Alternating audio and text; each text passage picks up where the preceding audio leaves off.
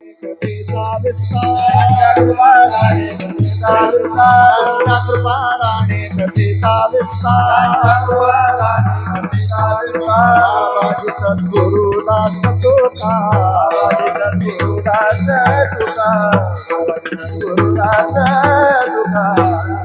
अलंकापुरी रम्य सिंहासनस्थं पदाम्भोज तेजस्फुरद्दिक् प्रदेशं विधीन्द्रादिदेवैः सदा स्तूयमानम् समाधिस्थमूर्तिं भजे ज्ञानदेवं नमो ज्ञानेश्वरा निवृत्ति उदारा सोपान देवा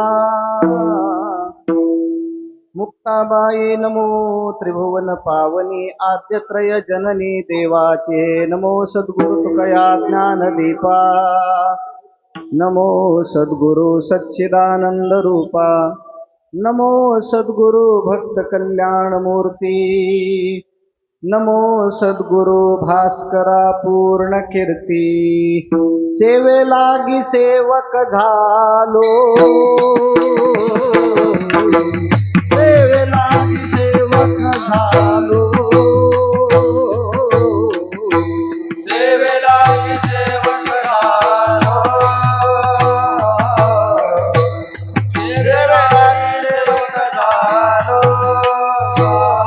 सेवे लागी सेवक झालो सेवे लागी सेवक झालो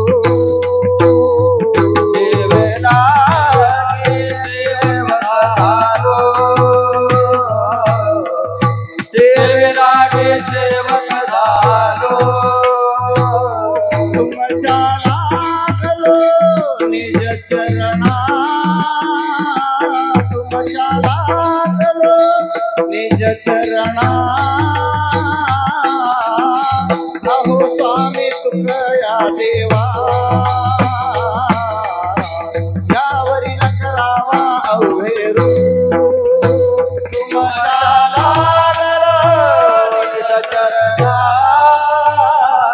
तुमच्या लागलो निज चरणा अहो स्वामी तुकया देवा यावरी नगरावा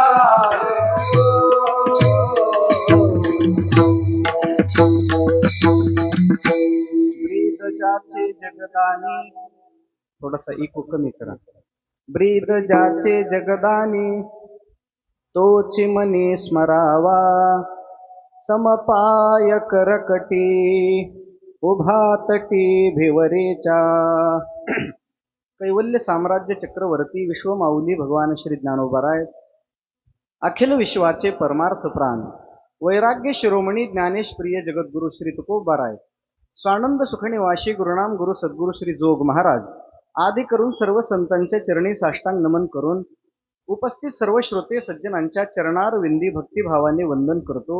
या कीर्तन निरूपणासाठी जगद्गुरु श्री तुकोबारांच्या सकल विश्वाला चंद्रभागा मातेप्रमाणे पावन करणाऱ्या अभंग गाथेतील एका 4 चरणाच्या अभंगाची योजना केलेली आहे। प्रस्तुत अभंगातून जगद्गुरु श्री तुकोबाराय भगवान पंढरीनाथाच्या स्वरूपाचा निर्देश करतात, तसा देवाचं स्मरण करण्याचा उपदेश करतात। विठ्ठला विठ्ठला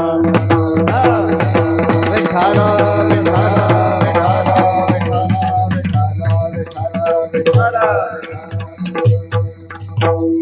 अभंगावर काही चिंतन व्यक्त करण्यापूर्वी कार्यक्रमाच्या औचित्याचा 2 शब्दाचा परिहार अत्यंत आनंदाचा आणि अगत्याचा आहे। श्री संत ज्ञानेश्वर माऊली वारकरी भजन मंडळ नाला सोपारा वसई विरार यांच्या माध्यमातून प्रतिवर्षी संपन्न होणारा हा भक्ती महोत्सव याही वर्षी मोठ्या श्रद्धायुक्त अंतःकरणाने आपण या ठिकाणी संपन्न करतो आहोत। यंदाचं आपलं हे सप्ताहाचं उत्सवाचं 12वं वर्ष आहे। तपपूर्तीच्या वर्षातील प्रथम दिवसाची चिंतन सेवा माझे पारमार्थिक गुरुबंधू आदरणीय हरिभक्ती परायण पूज्य श्री बापू आणि माझे गुरुबंधू गोपाल महाराज यांच्या माध्यमातून ही सेवा माझ्याकडे प्राप्त आहे। कीर्तन सेवेकरिता उपस्थित असलेल्या सर्व टाळकरी गायक वादक गुणीजन आणि ऐकणारे ग्राहिक श्रोते सगळ्यांच्या चरणावरती भक्तिभावाने वंदन करतो आणि चिंतनाकडे येतो। विठ्ठला विठ्ठला विठ्ठला विठ्ठला विठ्ठला विठ्ठला विठ्ठला 12 वर्षापासून आपण या ठिकाणी उत्सव साजरा करतो. आपल्या संप्रदायामध्ये असं आहे, एखादी गोष्ट आपण जर 12 वर्ष सलग करत असू तर त्याचं तप होतं असं शास्त्र सांगतं. पहा, 12 वर्ष कुठलीही साधना केली तरी त्याची तपश्चर्या होते. आणि मग हा उत्सव जर 12 वर्षापासून या ठिकाणी संपन्न होत असेल तर विशेष अशा प्रकारची आपली उत्सवाची एक तपश्चर्याची परिपूर्ती झाली असं म्हणायला हरकत नाही. ज्ञानोबा तुकोबारांसारख्या साधू पुरुषांची आपण या ठिकाणी सेवा करतो.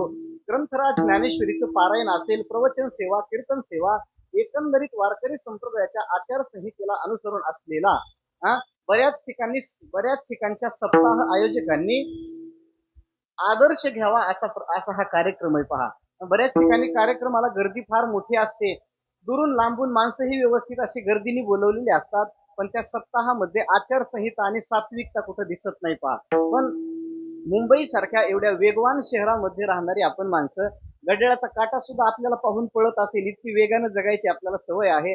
एवढ्या आपल्या उपक्रमाच्या व्यस्ततेमधून प्रतिवर्षी आपण देवा करता जर 2-4 दिवस उत्सवाचा वेळ रिझर्व ठेवत असू तर नक्कीच ज्ञानोबा तुकोबारांची आपल्यावर कृपा आहे. विठ्ठला विठ्ठला विठ्ठला विठ्ठला विठ्ठला. या वाटेनं चालण्याची बुद्धी होणं तसं सोपी गोष्ट नाही महाराज. आपलं काहीतरी संचित अनुकूल असल्याशिवाय मनुष्याला परमार्थाचा रस्ता सापडत नसतो. माझी या संचिताचा ठेवा तेने हे वाट दाविली देवा, एवढ्या आदराचा हेवा मागे सेवादान आवडी. मनुष्याचं काहीतरी सुकृत पुण्य अनुकूल झाल्याशिवाय, ते पुण्य भोग देण्याकरता सन्मुख झाल्याशिवाय परमार्थाच्या क्षेत्राकडे माणसाची पावलं वळत नाहीत. पहा, अलीकडच्या काळात लोकांना असं वाटतं हा रिकाम टेकड्या माणसांचा उद्योग आहे, ज्यांना काही काम वगैरे नाही अशा लोकांनी करायचं हे काम आहे. टाळ वाजवत बसणं, भजन करत बसणं, आळंदी पंढरीची वारी करणं, हे ज्यांना काही उद्योग नाही अशा लोकांचं काम आहे असं बऱ्याच जणांचा गैरसमज आहे. माणसाच्या जीवनामध्ये येऊन करण्यायोग्य एवढीच एक गोष्ट आहे. पहा, त्याला पांडुरंगाची सेवा म्हणतात. आणि ही पंढरीनाथाची सेवा आपलं जीवन सर्वांगाने धन्य करून देण्याच्या कामात समर्थ असल्यामुळे पंढरीनाथाच्या सेवेतली आपली प्रवृत्ती निश्चितच आपल्या जीवनाचा ऐहिक आणि पारलौकिक उत्कर्ष केल्याशिवाय राहत नाही. विठ्ठला विठ्ठला विठ्ठला विठ्ठला विठ्ठला.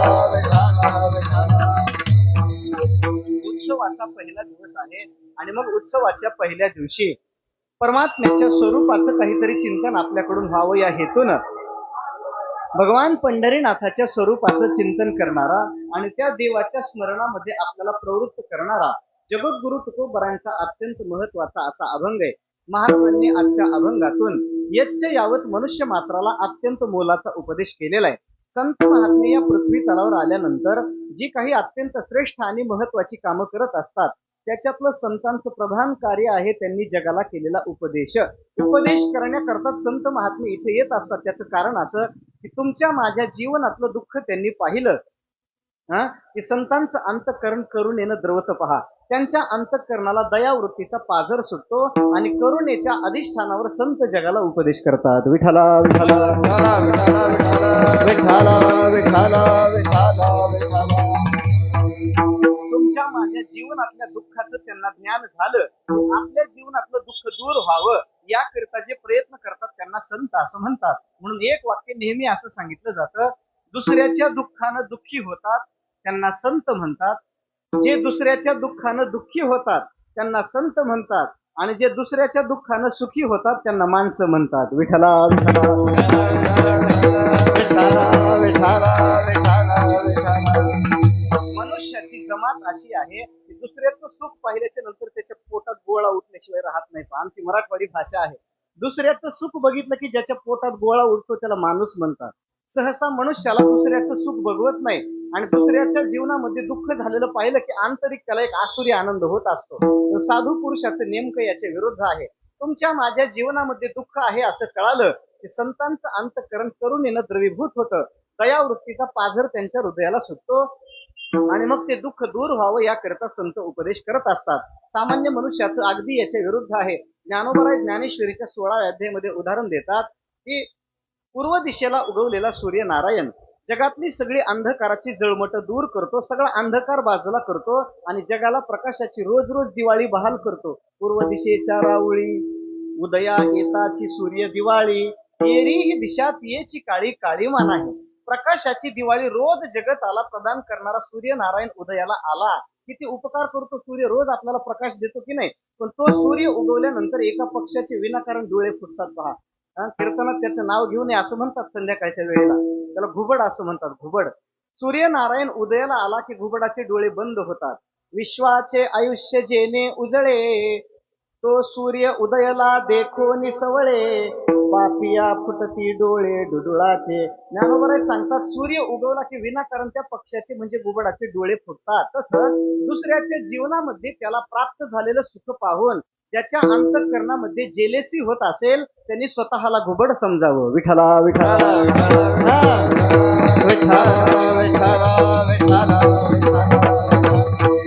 हे सामान्य मनुष्याचं संकुचित असलेलं जीवन आहे. पण साधू पुरुषाचं उदात्त आणि लोकोत्तर असलेलं जीवन सर्व मानव जातीच्या कल्याणाकरता असल्यामुळं एखाद्याच्या जीवनात जरी दुःख आहे असं कळालं तरी आंतरिक कळवळ्यांनी संत त्याचं कल्याण व्हावं या भावनेनं उपदेश करतात. येतो हिताचा कळवळा कळवळा, येतो हिताचा कळवळा, येतो हिताचा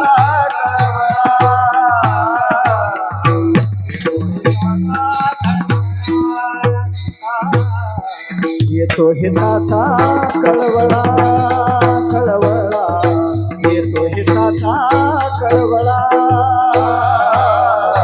येतो हिताचा कळवळा कळवळा, येतो हिताचा कळवळा.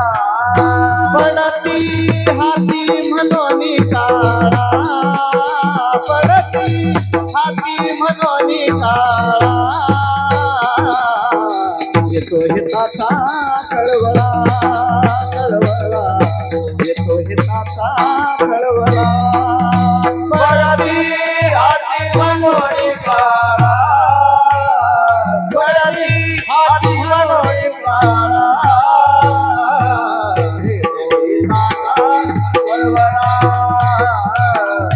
काळा, येतो हिताचा कळवळा,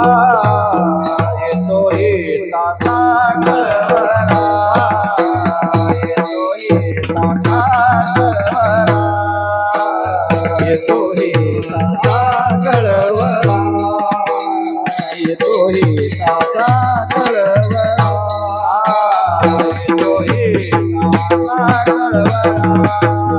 येतो हिताचा कळवळा, येतो हिताचा कळवळा, येतो हिताचा कळवळा.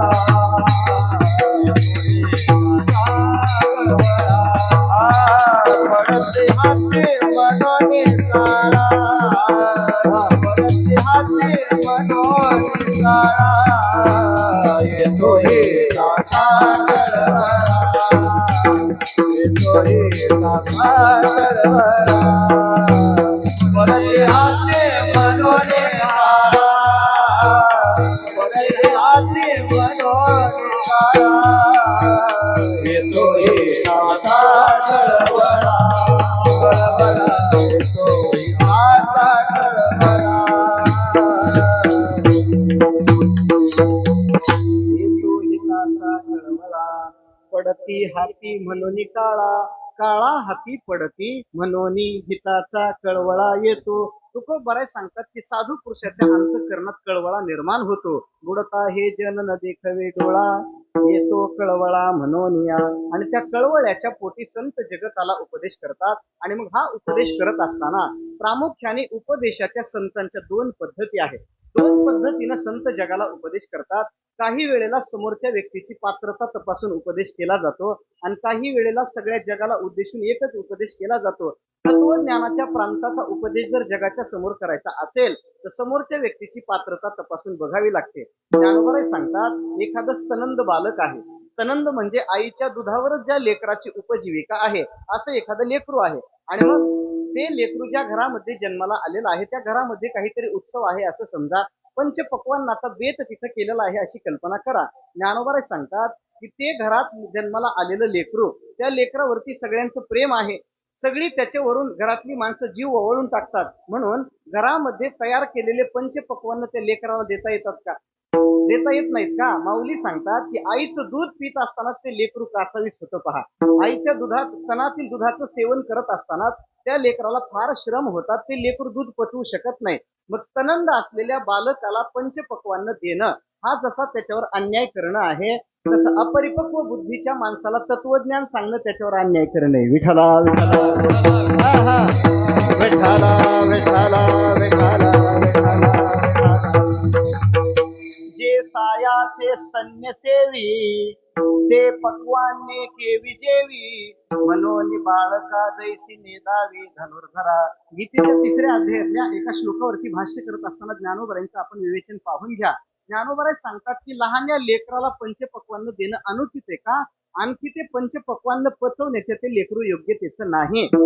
हे जसं आहे की नाही, तसं सामान्य बुद्धीच्या मनुष्याला तत्वज्ञान सांगणं योग्य नाही पहा. नाहीतरी जो व्यक्ती जेवढं ओझं आपल्या खांद्यावर घेऊन जाऊ शकतो तेवढंच ओझं त्याच्या खांद्यावर देणं बरं आहे. उग मुंगीच्या पाठीवर हत्तीचं ओझं घालण्यात कोणता शहाणपणा आहे? म्हणून अधिकार तैसा करू उपदेश साहे ओझे त्यास तेची देऊ मुंगीवरी भार गजाचे पालान घालिता ते कोण कार्यसिद्धी. म्हणजे तत्वज्ञान हा पात्रतेचा विचार करणारा प्रांत आहे. दुसरा एका प्रांताचा विचार करा, त्याला भक्तीचा प्रांत म्हणतात. भक्तीचं क्षेत्र असं आहे की ही भक्ती समोरच्या कोणत्याही मनुष्याच्या योग्यायोग्यतेचा विचार करत नाही. त्या व्यक्तीच्या जीवनाचा स्तर अत्यंत निम्न आहे की श्रेष्ठ आहे असा कुठलाही विचार न करता भक्ती प्रत्येकाला सामावून घेते. भक्ती करण्याकरता जगातला कोणताच मनुष्य अयोग्य नाही, मग तो कसाही असला तरी विठ्ठला विठ्ठला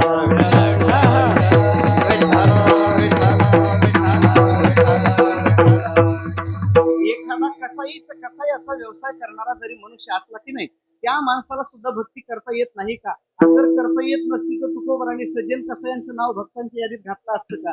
सजन कसाया विकू लागे मांस. तुकोबराय सांगतात हा पांडुरंग परमात्मा सजन कसाई नावाच्या भक्ताला मांस विकू लागत होता. बरं, कौतुकाचा विषय आहे, दुकान आहे मांस विक्रीचं, पण भजन चाललेलं आहे पांडुरंगात. बरं, आता त्यांचं मांस विक्रीचं दुकान आहे असं लक्षात आल्यानंतर एखाद्या माळकऱ्यांनी समजा साईड बिझनेस म्हणून ते दुकान टाकायचं ठरवलं तर चालेल का? अमुक हरिभक्ती परायण चिकन सेंटर ऐकायला सुद्धा बरं वाटत नाही. मग सजन कसं यांचं दुकान चालतं, आमचं का चालणार नाही असा जर त्याला कोणी प्रश्न केला तर त्याला उत्तर असं आहे, जरी सजन कसाई प्रथम दर्शनी मांस विकत असताना दिसत असले तरी अंतःकरणातलं सगळं प्रेम त्यांनी पांडुरंगाच्या चरणावर अर्पण केले. अंतःकरणातली सगळी प्रीती देवाच्या चरणावरती समर्पित केलेली आहे. मांस विक्रीच्या दुकानामध्ये उभं राहून सजन कसाई एक क्षणभर सुद्धा देवाला विसरायला तयार नाहीत. दुकान आहे मांस विक्रीचं आणि भजन चाललंय पांडुरंगाचं. अत्यंत कौतुकाची गोष्ट आहे. त्यांचं मांस विक्रीच्या दुकानात पांडुरंगाचं भजन आहे आणि जिथं उभं राहून भजन करायला पाहिजे तिथं आमचे जातभाई पिक्चरची गाणी म्हणतात. विठ्ठला विठ्ठला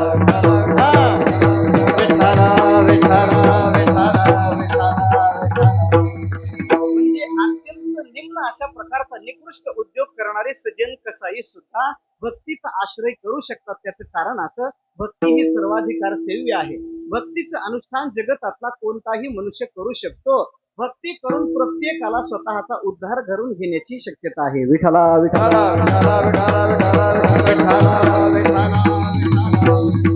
सकळाशी येथे आहे अधिकार, सकळाशी येथे आहे अधिकार, सकळाशी येथे आहे अधिकार, सकळाशी येथे आहे अधिकार. कलियुगी उद्धार हरी नामे, कलियुगी उद्धार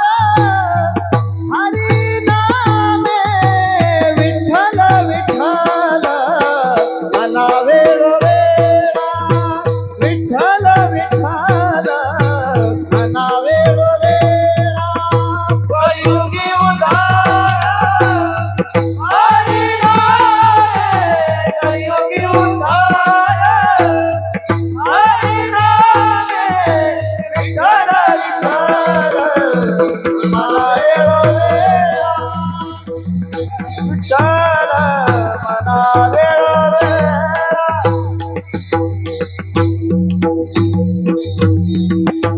सकळासी येथे आहे अधिकार. तुकोबराय सांगतात परमात्म्याच्या संबंधातली भक्तीची साधना करण्याचा सगळ्यांना अधिकार आहे. सकळ शब्द वापरला. हे सकळ म्हणजे कोण कोण? बाळे नारी नर आदी करुणी वेशाई बाळे नारी नर आदी करुणी वेशाई वा बाळे नारी नर आदी करुणी वेशाई बाळे नारी नर आदी करुणी वेशाई ब्राह्मण क्षत्रिय वैश्य शूद्र जाणारा हे अधिकार हे बाळे नारी नर आदी करुणी वेशाई बाळे नारी नर आदी करुणी बाळे नारी नर आदी करुणी वेशाई बाळे नारी नर आदी करुणी वेशाई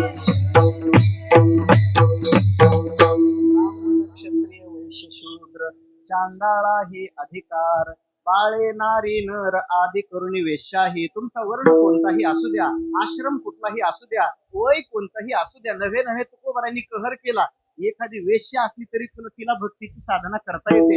आपल्याकडे कानोपात्रीचं दर्शन घेतल्याशिवाय आपल्याला मंदिरात पांडुरंगाच्या जाता येत नाही. वेश्येच्या पोटी जन्माला आलेली मुलगी जर संत होत असेल तर भक्ती कोणाचा तिरस्कार करते असं आपल्याला म्हणता येत नाही. पहा, अगदी समर्पक आणि योग्य असं महाराजांनी प्रमाण दिलं.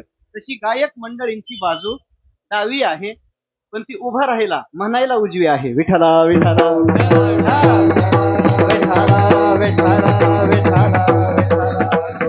म्हणून तुकोबारायांसारख्या संतांनी प्रामुख्याने जगतातल्या माणसांच्या योग्यतेचा विचार केला. त्यांच्या बुद्धीचा, त्यांच्या ज्ञानाचा, त्यांच्या आयुष्याचा, त्यांच्या भाग्याचा विचार करून संत या निर्णयाप्रत पोहोचले की आता आपण कष्टप्रद साधना यांना सांगून उपयोगाचं नाही. जी साधना सगळ्यांना करता येण्यासारखी आहे. कोणताही मनुष्य ही साधना करून उद्धरून गेला पाहिजे अशी व्यवस्था म्हणजे भक्तीची साधना आहे. म्हणून तुकोबारायांसारख्या संतांनी जगतातल्या सगळ्या लोकांना प्रकर्षाने सांगितलं की तुम्ही बाकीच्या वाटेने चालायचा प्रयत्न करूच नका.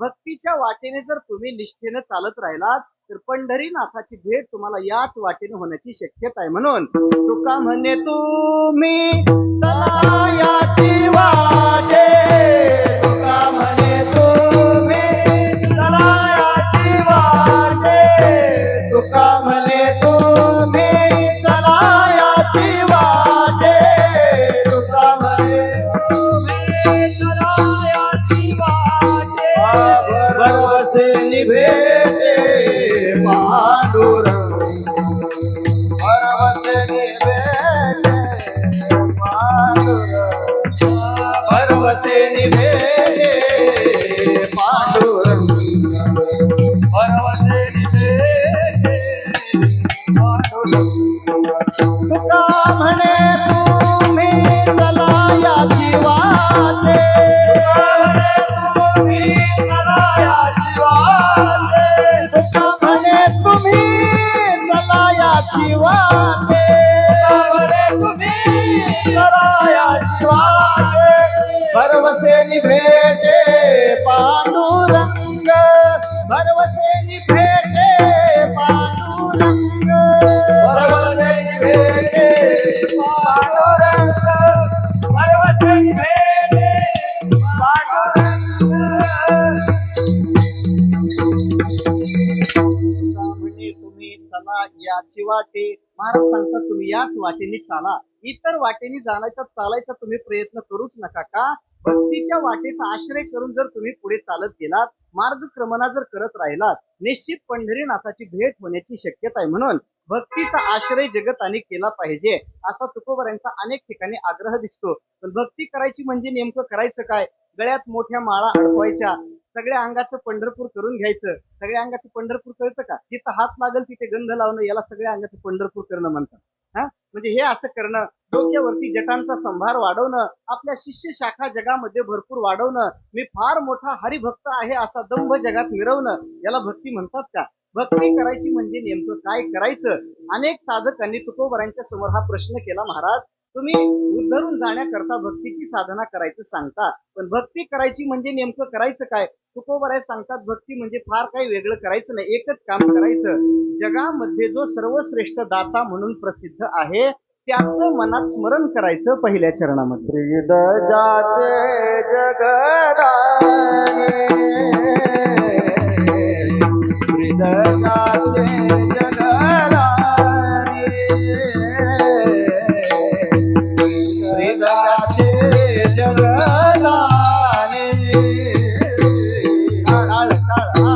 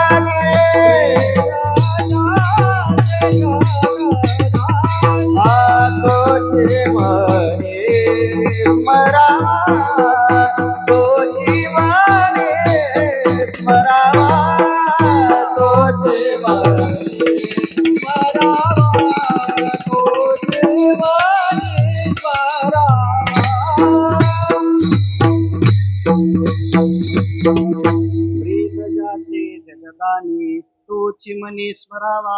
महाराज अभंगाच्या पहिल्या चरणात सांगतात, भक्ती करायची म्हणजे नेमकं करायचं काय? पंढरीनाथ परमात्म्याचं अखंड स्मरण करायचं. ब्रीदजाचे जगदानी तोची मनी स्मरावा. महाराजांनी पहिल्या चरणामध्ये देवाचं स्मरण करायचा उपदेश केला, पण देवाच्या एखाद्या विशेष नामाचा उच्चार न करता परमात्म्याला एका विशेषणानं गौरवलेलं आपल्याला दिसतं. सगळं विष्णू सहस्त्रनाम चाळून बघा, कुठेही जगदानी हे देवाचं नाव आपल्याला सापडणार नाही. पण तुकोबारे सांगतात तो जगदानी आहे. जगदानी शब्द आपल्याला तसा अपरिचित असल्यासारखा आहे. आपल्याला माहिती असते त्याला गुडदानी म्हणतात, बरोबर आहे की नाही? जगदानी म्हणजे नेमकं काय अर्थ करायचा? तर जगदानी शब्दाचे दोन अर्थ होतात. पहिला अर्थ असा होतो जगाचं दान देणारा, आणि दुसरा अर्थ होतो जगाला दान देणारा. विठ्ठला विठ्ठला विठ्ठला विठ्ठला विठ्ठला विठ्ठला विठ्ठला. सदा सर्व काळ जगाला देत राहतो. देतो म्हणूनच त्याला देव म्हणतात. देतो तो देव. देत राहणं हा देवाचा स्वभाव आहे. तसा हा पंढरीनाथ परमात्मा अनंत कल्याण गुणनिधान आहे. पहा, अनंत अशा प्रकारचे देवाकडे गुण आहेत, पण परमात्म्याच्या त्या अनंत गुणांचा अंतर्भाव शास्त्रकारांनी आणि संतांनी 6 गुणात करून दिलाय. देवाचे मुख्य 6 गुण आहेत. पहा, ऐका यशश्री औदार्य ज्ञान वैराग्य ऐश्वर्य हे 6 गुणवर्य वसती जेथ मनोनितो भगवंतो. देवाच्या ठिकाणी 6 गुण आहेत म्हणून त्याला भगवंत असं म्हणतात. त्याच्यामध्ये पहिला गुण आहे यश. परमात्म्याने काय केलं? आपल्याकडे असलेल्या एका एका गुणाचं वितरण आपल्या एका एका लढीवाळ भक्ताला करून टाकलं. 6 गुण आहेत ना, या 6 गुणांचं वाटप देवाने 6 भक्तामध्ये करून टाकलं. निळोबारांनी त्याची फार गोड संगती सांगितली. यशे थोरविला मारुती विभीषण केला लंकापती, औदार्य देऊनी कर्णा हाती कीर्ती दिगंती फिरविली, ज्ञाने बोधिला चतुरानन ऐश्वर्ये वाढविला अर्जुन, वैराग्य शुकाते बोधून ब्रह्म सनातन पावविला. देवाने आपल्याकडचे 6 गुण या 6 भक्ताला देऊन टाकले. त्याच्यामधला यश नावाचा गुण देवानी भक्त श्रेष्ठ मारुतीरायांना देऊन टाकला पहा. म्हणून मारुतीराय आणि अपयश या दोन गोष्टी कधी एका अधिकरणात येत नाहीत पहा. मारुतीरायांनी एखादी मोहीम हातात घेतली आणि ती अपयशी झाली असं कधीच होत नाही का? देवाच्या यशाने त्यांच्या गळ्यात माळ घातलेली आहे. तसं परमात्म्यांनी आपलं औदार्य, दातृत्व, दातेपण कर्णाला दिलं होतं पहा, कर्णाला. म्हणून आजही दानशूर हा शब्द उच्चारला की पहिली कर्णाची आठवण येते. येते की नाही? दानशूर कर्ण असा शब्दच उच्चारला जातो. नुसतं कर्ण कोणी त्याला म्हणत नाही पहा. कर्ण खरंच दानशूर होता. एकदा असा प्रसंग घडला, कर्ण एकदा हजामत करायला बसला होता. त्याला श्मश्रू कर्म म्हणतात पहा शास्त्रीय भाषेमध्ये. दाढी करायला बसला होता आणि मग तो कर्ण दाढी करायला बसलेला असताना एक कोणीतरी याचक कर्णाची ख्याती ऐकून त्याच्याकडे काहीतरी मागायला गेला. दाढी करायचा प्रसंग त्याचा चालू होता. तो याचक कर्णाच्या समोर गेला आणि बोलायला लागला, महाराज तुमची ख्याती माझ्या कानावरती आहे. आलेले याचकाला तुम्ही कधीही विनमुख परत पाठवत नाहीत असं मी ऐकू नये. माझ्या घरी 18 विश्व दारिद्र्य आहे. 18 विश्व दारिद्र्य कळतं का तुम्हाला? 18 विश्व दारिद्र्य कशाला म्हणतात माहित आहे? 18 गुणिले 20 केलं की बरोबर 360 होतं पहा. म्हणजे वर्षभर दारिद्र्य, त्याला म्हणतात 18 विश्व दारिद्र्य. 18 विसा दारिद्र्य. असं कायम दारिद्र्य माझ्या आयुष्यात आहे. घरामध्ये अन्नाचा कण नाही अशी अवस्था आहे. काहीतरी तुम्ही द्याल या अपेक्षेने मी तुमच्याकडे आलेलो आहे. हात पसरायला लागला कर्णाच्या समोर जाऊन. आता दान हा शास्त्रीय विधी असल्यामुळं दानाचा विधी कधीही करता येत नाही पहा. दान कधीही देता येत नाही, कुठेही देत नाही, कोणालाही देता येत नाही, असा नियम आहे. देशे कालेच पात्रेच तद्दानम सात्विकम स्मृतम. ते दान जर सात्विक व्हावं अशी अपेक्षा असेल तर देश काळ आणि पात्र पाहून दान करावं लागतं. पण कर्णाने कुठलाही मागचा पुढचा विचार केला नाही. तो दाढी करणारा मनुष्य समोर बसलेला. कर्णाने आपल्या हाताच्या समोर आलेली बरोबर ती डाव्या हाताला आलेली वाटी उचलली आणि ते याचकाच्या हातात देऊन टाकली. अंग देशाचं राज्य दुर्योधनाने आपल्या मित्राला दिलं होतं पहा. म्हणून राजा असलेला कर्ण काय खपराच्या वाटीत पाणी घेऊन दाढी करेल काय? त्याच्याकडे असलेली वाटी सोन्याची वाटी होती. आता काय तोळा झालंय सोनं बघून घ्या. ती वाटीच देऊन टाकली पण ती उचलली डाव्या हाताने देऊन टाकली. तो याचक निघून गेला. तो याचक निघून गेल्यानंतर समोर बसलेला जो नाभिक होता की नाही तो बोलायला लागला, महाराज तुम्हाला काही शास्त्र वगैरे कळतं की नाही? अपवित्र अवस्थेमध्ये दान देता येत नाही. दानाचा विधी हा शास्त्रीय विधी असल्यामुळं तुम्ही ते पवित्र असलेलं कर्म उजव्या हाताने करायला पाहिजे. पण तुम्ही डाव्या हाताने वाटी उचलली आणि याचकाला देऊन टाकली. याचा अर्थ असा होतो जुन्या काळातल्या हजामत करणाऱ्याला सुद्धा शास्त्र माहिती होतं. आताच्या पंडिताला अक्कल नाही. विठाला विठाला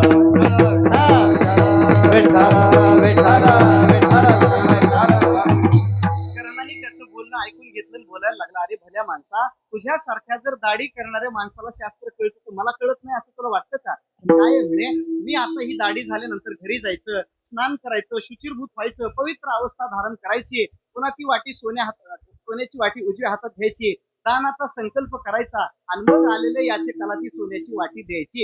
एवढ्या वेळेपर्यंत मध्ये जर माझा जीव गेला तर तो विनमुख जाईल की नाही?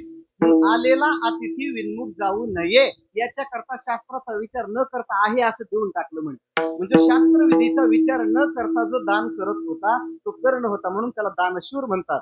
पण कर्णाकडे असलेलं हे जे औदार्य आहे ते कर्णाकडून देवानं उष्ण घेतलेलं आहे.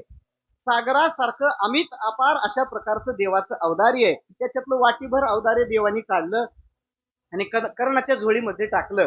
देवाकडून थोडस औदार्य घेतलेला कर्ण जर जगात इतका प्रसिद्ध होत असेल तर हे मूळचं ज्याचं आहे तो किती प्रसिद्ध असेल. तुकोबराय सांगतात, जगातल्या कोणत्याही दात्यांनी कितीही दातेपणाचा आव आणा पण पांडुरंगासारखा दाता नाही. विठ्ठला विठ्ठला विठ्ठला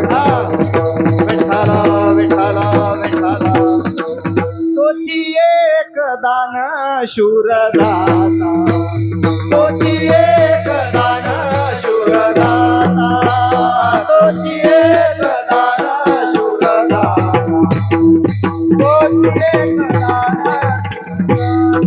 विटेवरी जाची पाऊले समान, विटेवरी जाची पाऊले समान, विटेवरी जाची पाऊले समान, विटेवरी जाची पाऊले समान, तोची एक दान शूर दाता, तोची एक दान शूर दाता, तोची एक दान शूर दाता, तोची एक दान शूर दाता.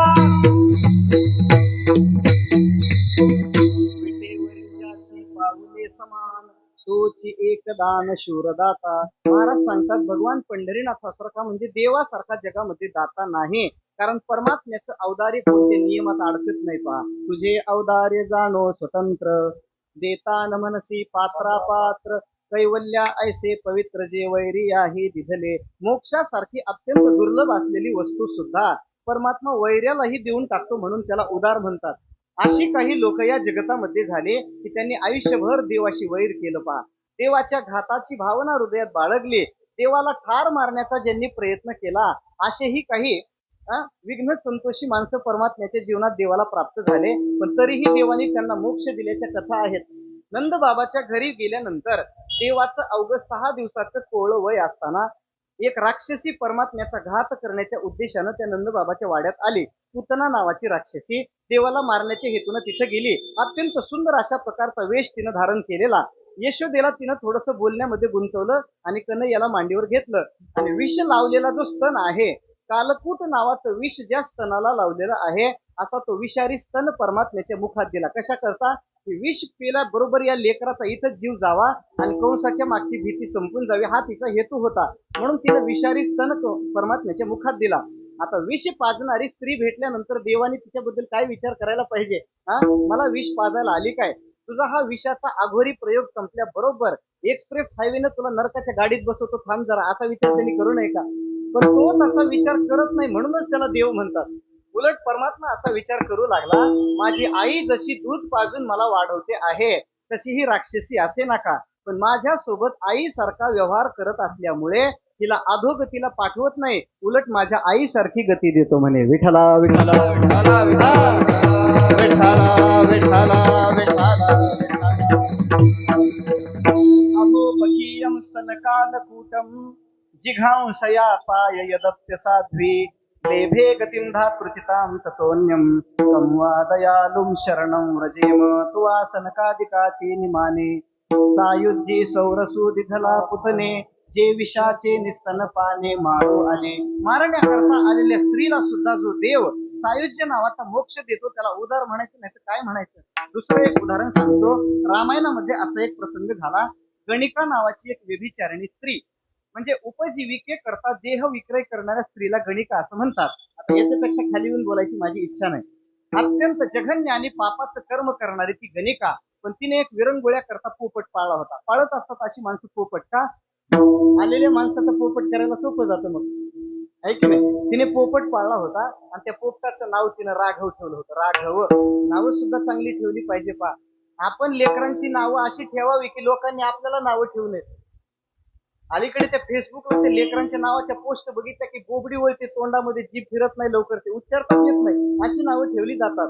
तिनं त्या पोपटाचं नाव राघव ठेवलं आणि मग वेळ मिळाला की ती बिचारी पोपटाला बोलत राहायची, राघवा मी गेल्यानंतर तुझं कसं होईल?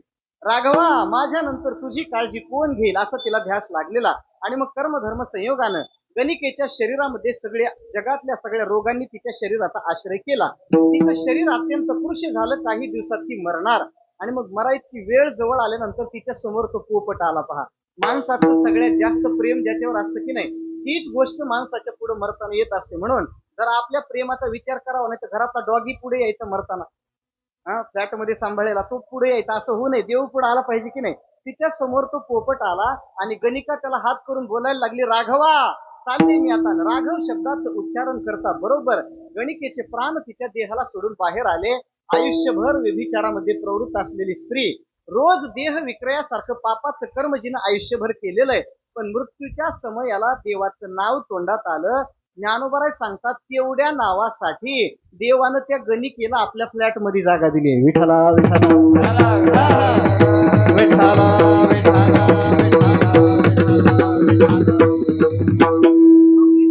गणिकेनं कधी देवाचं चरित्र ऐकलं नाही, कधी परमात्म्याची पूजा केली नाही. फक्त पोपटाला बोलायच्या उद्देशानं देवाचं नाव मुखात आलं, तेवढ्यासाठी वैकुंठात जागा दिली. महाराज तू ते आराधीना ऐके, होती पुंसा बोलावित कौतुके, तिये वैकुंठे तुवा गणिके सुरवाड केला. म्हणजे तो परमात्मा वेश्येला सुद्धा वैकुंठात म्हणजे आपल्या घरात जर जागा देत असेल तर त्या देवाला उदार म्हणायचं नाही तर काय म्हणायचं? शिशुपालासारख्या एखाद्या दुष्टाने भर सभेमध्ये देवाला 100 शिव्या दिल्या. किती दिल्या? शिव्या. आता इकडे शिव्याची संस्कृती नाही, त्याला आमच्या मराठवाड्यात नाही तर कोल्हापूरला जावं लागतं पा. वाक्याची सुरुवात करताना वाक्याचा शेवट करताना तुझ्या म्हणल्याशिवाय आमच्याकडचं वाक्य पूर्ण होत नाही पा. शिव्याचं संपूट लावूनच, माझी भाषा कळते ना, शिव्याचं संपूट लावून वाक्य उच्चारलं जातं. तसं त्या शिशुपालांनी परमात्म्याला 100 शिव्या दिल्या. किती दिल्या? काही साध्या दिल्या नाही. माऊली सांगतात शेलक्या शिव्या दिल्या, शेलक्या, सिलेक्टेड. एवढ्या शिव्या दिल्यानंतरही परमात्म्याने त्या सगळ्या ऐकून घेतल्या आणि सरते शेवटी शिशुपालाला आपल्या चरणाजवळ जागा दिली. का? तो उदार आहे म्हणून. परमात्म्याच्या अंतःकरणामध्ये अत्यंत श्रेष्ठ प्रतीचं औदार्य आहे. सदा सर्व काळ जगाला देत राहणं हा देवाचा स्वभाव आहे. आपल्या भक्ताकडून थोडं काहीतरी घ्यायचं आणि त्याच्या बदल्यामध्ये जगाला जास्त द्यायचं, अशी देवाची सवय आहे. विठ्ठला विठ्ठला विठ्ठला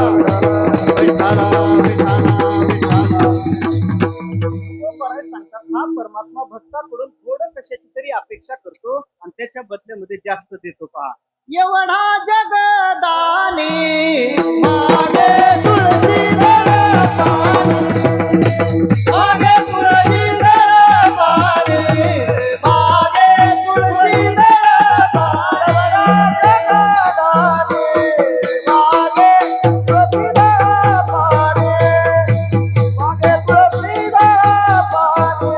जगदानी मागे तुळशी पाणी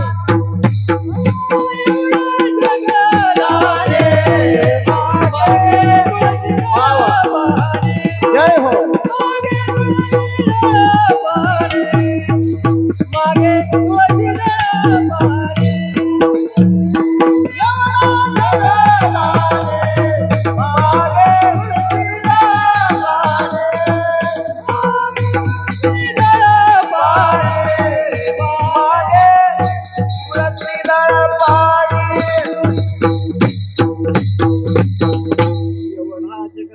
इतका मोठा असलेला हा श्रेष्ठ दाता पण मागतो काय? मागे तुळशी दळ आणि पाणी. एक तुळशीचं दळ आणि घोटभर पाणी जरी त्याला दिलं तरी प्रसन्न होतो महाराज. जगदानी इच्छी तुळशी एक दळ, भावाचा सकळ विकिला तो. भावे तुळशी दळ पाणी जोडा हात, म्हणावे पतित वेळोवेळा. हा पांडुरंग परमात्मा तसा फक्त श्रीमंतावर प्रसन्न होतो असं समजू नका. जास्त मोठी पावती फाडली पांडुरंगाच्या जवळ गेल्यानंतर म्हणूनच कृपा करतो अशी देवाला सवय काय? त्याच्या दारामध्ये तो भेदभाव नाही पा. आणि जगातला एकमेव असा देव आहे जो त्याच्या चरणाला हात लावू देतो. मग तो कुणीही असो महाराज, त्याचं जीवन कसंही असू द्या, सधन व्यक्ती असू द्या नाहीतर निर्धन व्यक्ती असू द्या, श्रीमंत असू द्या नाहीतर कफल्लक असू द्या, कसाही मनुष्य जरी असला तरी त्याच्यावरती कृपेचा वर्षाव करणं ही पांडुरंगाची सवय आहे. तुकोबाराय सांगतात हा जगदानी असलेला देव इतका उदार आहे की आपल्या भक्तांनी फक्त एक घोटभर पाणी द्यावं आणि एक तुळशीचं दळ द्यावं एवढीच त्याला भूक आहे. पहा, उदार हा जगदानी, उदार हा जगदानी, पांडुरंग अभिमानी, पांडुरंग अभिमानी. तुळशी दळ पाणी चिंतनाचा भुकेला, तुळशी दळ पाणी चिंतनाचा भुकेला. उदार हा जगदानी, पांडुरंग अभिमानी, तुळशी दळ पाणी चिंतनाचा भुकेला.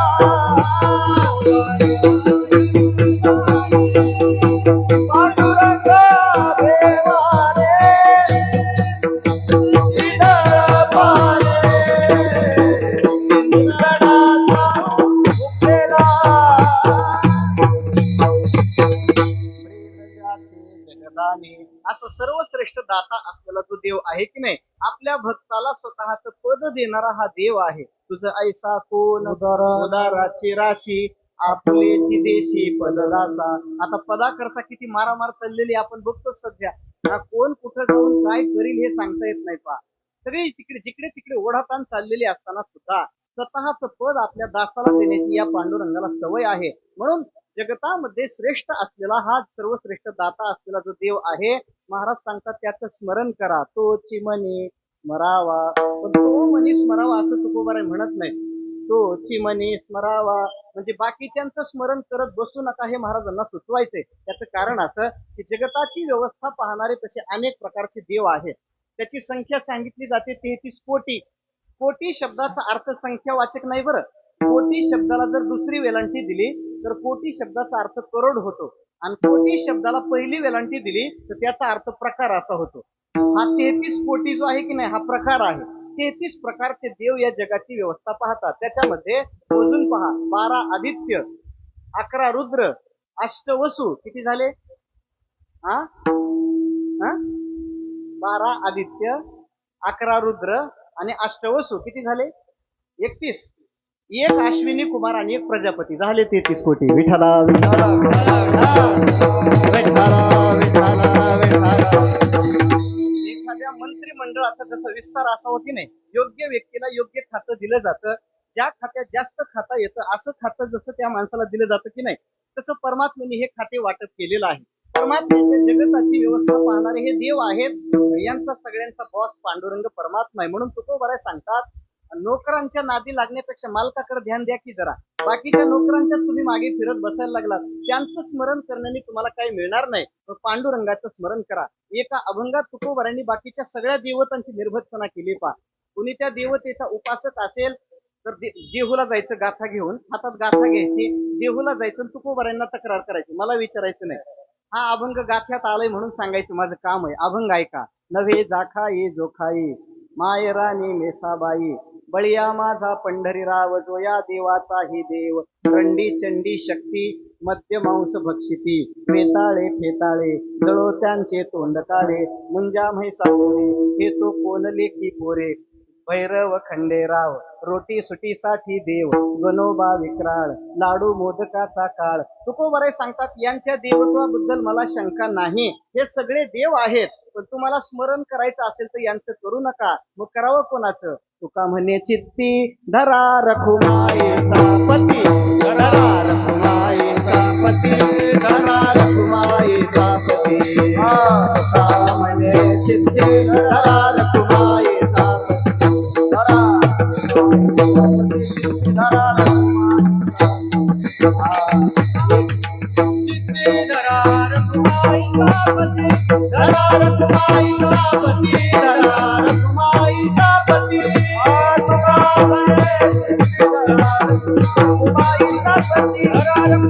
रखुमाईचा पती.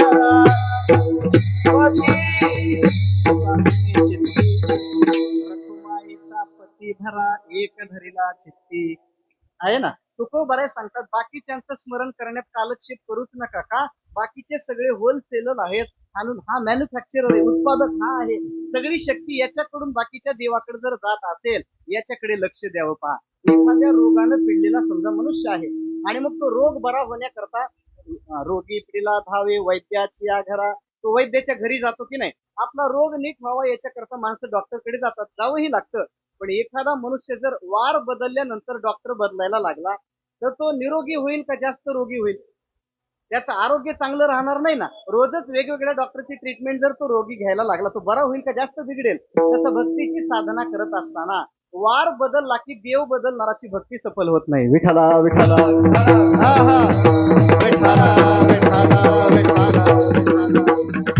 महाराज सांगतात, तो चिमणी स्मरावा त्याचं तुम्ही मनात स्मरण करा. कारण पंढरीनाथाचं स्मरण आपण करू गेलो, आपल्या जीवनाची त्याच्यात धन्यता आहे. व महाराजांनी इथं स्मरण करायचं सांगितलेलं असल्यामुळं या स्मरणाच्या संबंधानं थोडासा विचार करणं गरजेचं आहे. तुम्ही आम्हाला पांडुरंगाचं स्मरण करायचं सांगता, पण प्रश्न असा आहे, पांडुरंगाचं स्मरण केलं तर फायदा काय आणि पांडुरंगाचं स्मरण नाही केलं तर तोटा काय? विठाला विठाला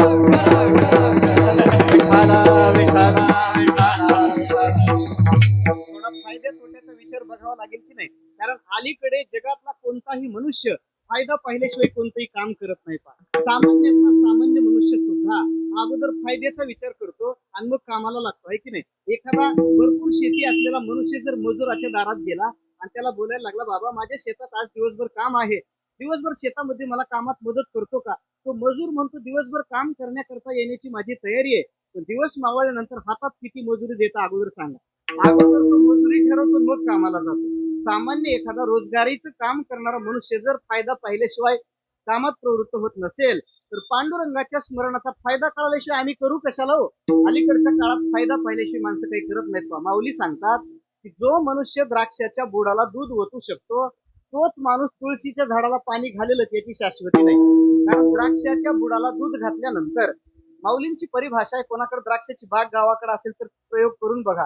ज्ञानोबा सांगतात की द्राक्षाच्या बुडाला जर आपण दूध घातलं तर त्याचे दोन फायदे होतात. पहिला फायदा त्याचं उत्पन्न वाढतं आणि दुसरा फायदा त्याचं माधुर्य वाढतं. द्राक्षी दूध घातले ते वाया गेले गमले, परी फळ पाके दुनावले देखिले जेवे. मग द्राक्षाला दूध घातल्याचा फायदा आहे असं कळल्यानंतर एखादा मनुष्य द्राक्षाच्या बुडाला दुधाच्या कॅनीच्या कॅनी रिचवू शकतो, पण तोच मनुष्य तुळशीला लांबूनही शिंतोडा टाकेल की नाही याची शाश्वती नाही. का?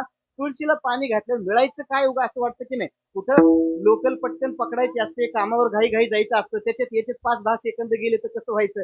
म्हणून तो मनुष्य तुळशीला पाणी घालत नाही. पहा ना तरी तुळशीची आझाडा, जो दुरोनी नघापे शिंतोडा, तो द्राक्षाची तरी बुढा दूधची लावी. फायदा पाहिल्याशिवाय माणसाला जर काम करायची सवय नसेल तर पंढरीनाथाच्या स्मरणाच्या फायद्याचा आणि देवाचं स्मरण नाही केल्यानंतर होणाऱ्या तोट्याचा विचार केला पाहिजे. अगोदर तोट्याचं सांगतो, फायद्याचं थोडस नंतर बघू. पांडुरंग परमात्म्याचं आपण स्मरण जर नाही केलं तर तोटा काय होतो? शास्त्रकार सांगतात, माणसाच्या देहात येऊन जो मनुष्य देवाची आठवण करत नाही त्याला 84 लाख योनीच्या फेऱ्यामध्ये फिरावं लागतं. विसरली तया थोर झाली हानी, पचतील खाणे 84च्या. तुकोबाराय सांगतात की देवाला विसरणारा मनुष्य नरकाच्या दिशेने पुढे जातो. पहा, नरक साधिला विसरोनी देवा, बुडाले ते भव नदी माझी.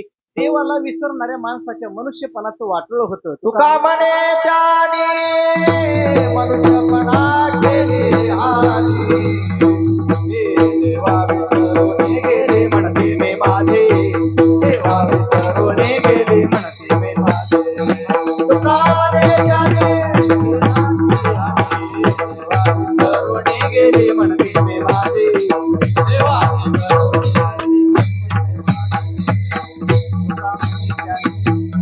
मनुष्यपणा केली हानी, देवा विसरून गेली म्हणते मी माझे. जो मनुष्य पांडुरंगाला विसरतो, तुकोबाराय सांगतात त्याच्या मनुष्यपणाचं वाटोळ झालं.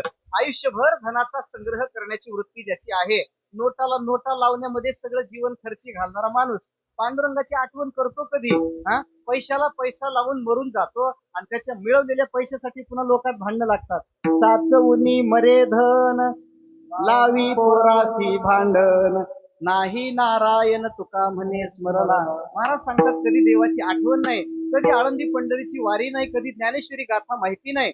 याच्या असं जीवन जगणाऱ्या माणसांच्या घरातल्या लोकांची संपत्तीसाठी भांडणं लागतात. हे जीवनात येणारे तोटे आहेत. पहा, पारमार्थिक जीवनातली श्रीमंती वेगळी आहे आणि आध्यात्मिक सांसारिक जीवनातली श्रीमंती वेगळी आहे. संसारातली श्रीमंती काय आहे?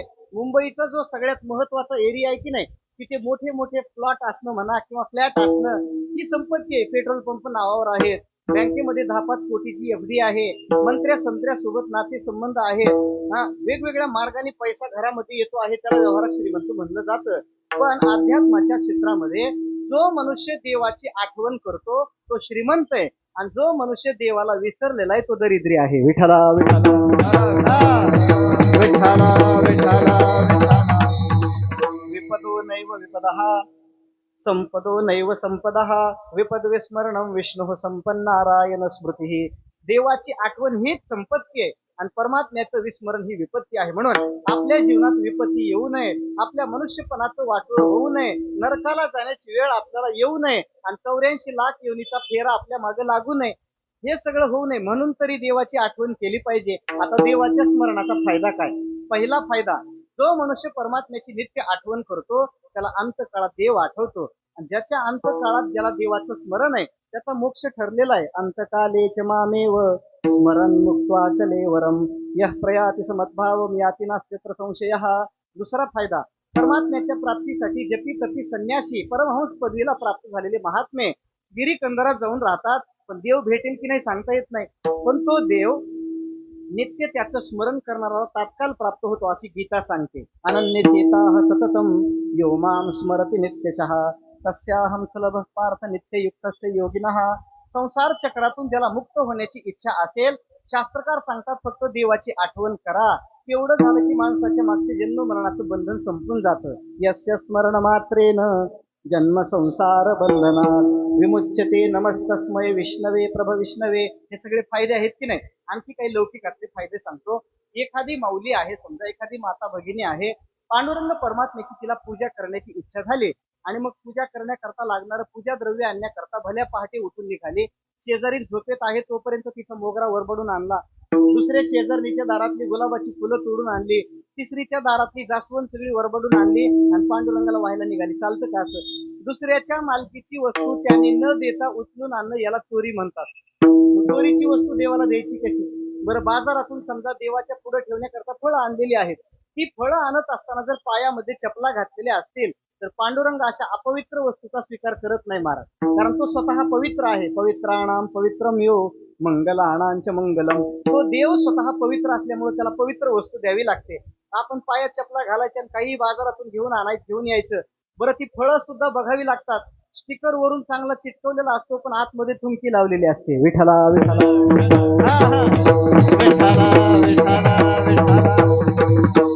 सगळं मी असलं पांडुरंगाला अर्पण केलेलं चालतं का? जमत नाही ना. आणलेली सगळी ही पूजा सामुग्री देवाला द्यायची. करावं काय? याचे एक मधला मार्ग शास्त्रकारांनी काढलेला आहे. काय केलं जातं? हातामध्ये थोडंसं पाणी घेतलं जातं, 2-4 अक्षदा त्याच्यात टाकल्या जातात आणि पंढरीनाथ परमात्म्याचं स्मरण करत करत हातातल्या त्या जलाचं अभिषिंचन प्रोक्षण त्या सामुग्रीवरती केलं की सगळं शुद्ध होतं. काही करायची गरज लागत नाही. पहा, अपवित्रम पवित्रो वा सर्वावस्थागतो किंवा यस्मरेत पुंडरीकाक्षम सभायाभ्यंतर शुचिही. पंढरीनाथाची आठवण केली की सगळी सामुग्री शुद्ध होऊन जाते. पुढचा फायदा सांगतो. मध्यंतरीच्या काळामध्ये काही तरुण मुलांना असं अमन धक्क्या लग्न करायचा प्रसंग आला. पहा, आमच्या मराठवाड्यात तिकडे ग्रामीण भागात अचानक लग्नाला उभं राहण्याची वेळ आली. कोविड-19 होतं तेव्हा. भल्या पहाटे काही पोरं लग्नाला उभी राहिली. पहाटे 3 वाजता, पहाटे 4 वाजता. सूर्यनारायण सुद्धा बिचाऱ्यांनी वर येऊ दिला नाही. कशाची घाई झाली होती त्यांना देव जाणे. एवढ्या सगळ्या घाई गडबडीत लग्न लावली. अग्निनारायणाची साक्ष नाही. अमावस्या आहे का, प्रदोष आहे का, व्यतिपात आहे, काही बघितलं नाही. लगेचच ती वधू इकून उभी केली, हा इकून उभा राहिला, लग्न लावलं. चालतं का असं? पण ज्योतिषशास्त्राचा असा एक नियम आहे की ज्याचं लग्नाचं वय उलटून गेलेलं असतं अशा माणसाने कधीही लग्न केलं तरी हरकत नाही. बघा, ज्याचं वय पुढे गेलं असेल त्यांनी एवढं तरी ध्यानात ठेवा. सार्वकालम विवाहम एके. ज्योतिषशास्त्र असं सांगतं की ज्याचं वय पुढे गेलं त्यांनी कधीही केलं तरी हरकत नाही. अशा प्रसंगात आपण दिवस पाहिला नाही, वेळ काळ काही बघितली नाही आणि लग्नाला उभे राहिलो. करायचं काय? लग्नाच्या प्रसंगात शेवटी एक मंत्र म्हटला जातो का, पण ते मंत्र ऐकण्याकडे कोणाचं लक्ष नसतं का? आता सावध सावध म्हटलं की माणसं पहिल्या चपला शोधतात, कारण पंगत नाही चुकली पाहिजे. सगळ्या जीवनाचा बड्डे घोळ झाला तरी हरकत नाही, पण पंगतीला पहिल्या बसायचं असतं. त्याच्यानंतर तो मंत्र असतो का, तदेव लग्नम सुदिनंत देव, तारा बलन चंद्र बलंत देव, विद्या बलन दैव बलंत देव, लक्ष्मीपते ते मनसा स्मराने. पंढरीनाथाच्या चरणाची आठवण आली, आठवण केली, आपण देवाचं स्मरण केलं, कोणताच काळ आपल्यासाठी अयोग्य राहत नाही. विठ्ठला विठ्ठला विठ्ठला विठ्ठला विठ्ठला विठ्ठला.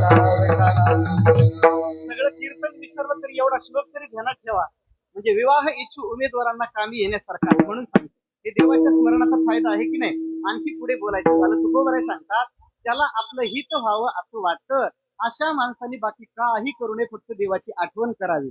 आई करे जना तुझ्या स्वहिताच्या खुना, पंढरीचा राणा मना माझे स्मरावा. उठा जागे व्हारे आता, स्मरण करा पंढरीनाथा, भावे चरणी ठेवा माथा, चुकवी व्यथा जन्माच्या. आपल्या जन्माची व्यथा जर आपल्याला चुकवायची असेल, आपल्या जीवनाचं पोट कल्याण करून घ्यायचं असेल, पांडुरंगाच्या स्मरणाशिवाय आपल्याला पर्याय नाही. म्हणून तोची मने स्मरावा. तुकोबराय सांगतात, पांडुरंगाची आठवण करा. पण महाराज, तुम्ही ज्या देवाचं स्मरण करायचं सांगता त्याचं नाव तुम्ही जगदानी सांगितलं, पण हा जगदानी नेमका पांडुरंगच कशावरून? आम्हाला थोडीशी शंका आहे. जगदानी म्हणण्यातून त्या पांडुरंगाची निश्चित ओळख पटत नाही, त्याचा परफेक्ट बायोडाटा जगदानीतून कळत नाही. पहा, म्हणून ज्या देवाचं तुम्ही स्मरण करायचं सांगता त्याची विशिष्ट ओळख आमच्या समोर ठेवा. म्हणून पांडुरंगाचा यथार्थ परिचय महाराज अभंगाच्या दुसऱ्या चरणात. समपाय कटी, समपाय कटी, समपाय कटी,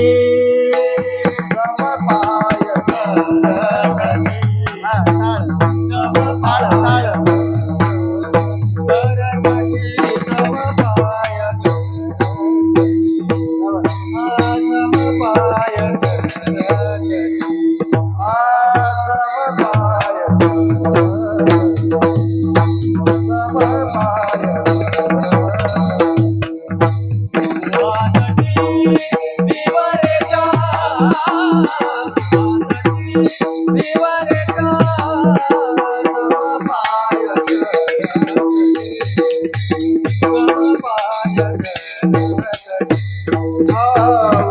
उभासाठी विवरेचा उभासाठी विवरेचा समपाय करकटी समपाय समपाय वा वा समपाय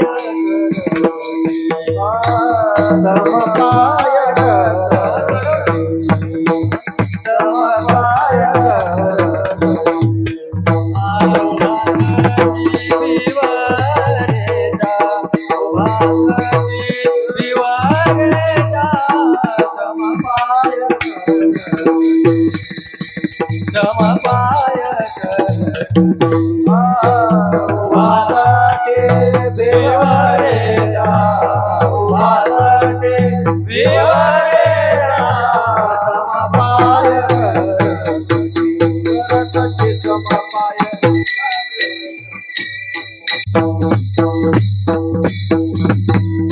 समपाय करकटी उभाकटी भिवरेच्या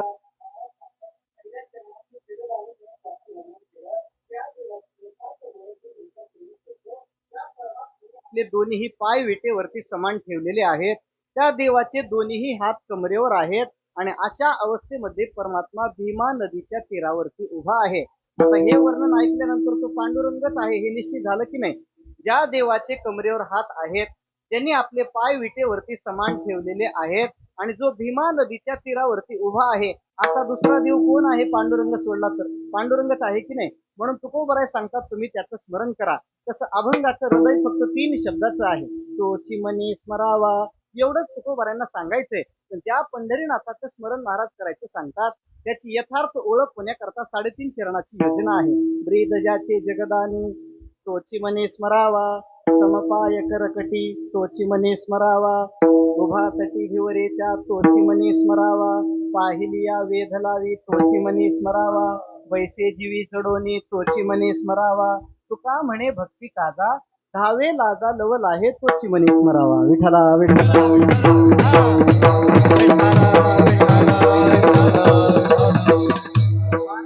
त्या पंढरीनाथ परमात्म्याची तुम्ही आठवण करा. मग दुसऱ्या चरणात पंढरीनाथाची यथार्थ ओळख होण्याकरिता महाराजांनी 2-3 गोष्टी सांगितल्या. पंढरीनाथ परमात्म्याचं स्वरूपही सांगितलं आणि देवाचं ठिकाणही सांगितलं. दोन्ही गोष्टी महत्वाच्या आहेत. पहिल्या चरणात तुकोबराय देवाचं औदार्य सांगतात.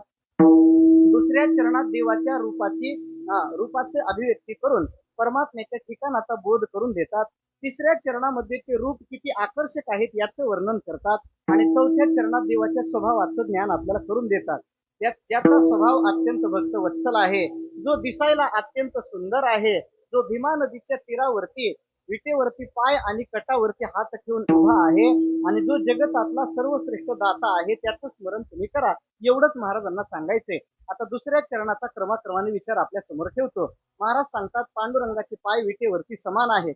देवाचे दोन्ही हात कमरेवर आहेत आणि देव भीमा नदीच्या तीरावर उभा आहे. आता प्रश्न असा आहे, देवाचे दोन्ही पाय विटेवर समान का आहेत?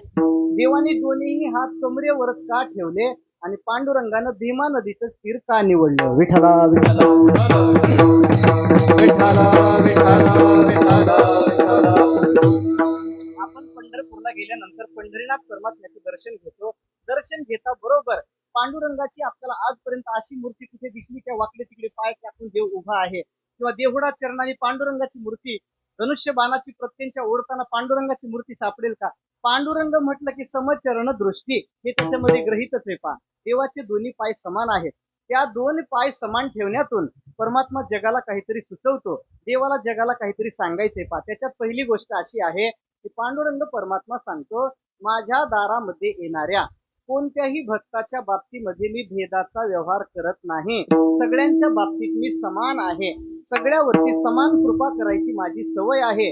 कोणाच्याही गुणदोषाचा मी विचार करत नाही. कोणाचंही मागचं रेकॉर्ड तपासत बघत नाही. एकदा माझ्याकडे आला की त्याच्यावर कृपा करतो. पहा किती आले शरण समानची केले नाही विचारले गुणदोष कोणाचे. कोणाच्याही गुणदोषाचा विचार न करता सगळ्यावरती समान कृपा करणं हा देवाचा स्वभाव असल्यामुळे देवाने आपले समान पाय ठेवून हे जगाला सुचवलं. दुसरा अर्थ असा होतो की पांडुरंगाचं स्वरूप सम आहे, माया विषम आहे. आता त्या वेदांताच्या चर्चेमध्ये मी जात नाही. निर्दोषम ही समम ब्रह्म, परब्रह्माचं स्वरूप हे सम आहे आणि माया ही विषम असल्यामुळं देवाने त्याच्यातून आपलं रूप सुचवलं.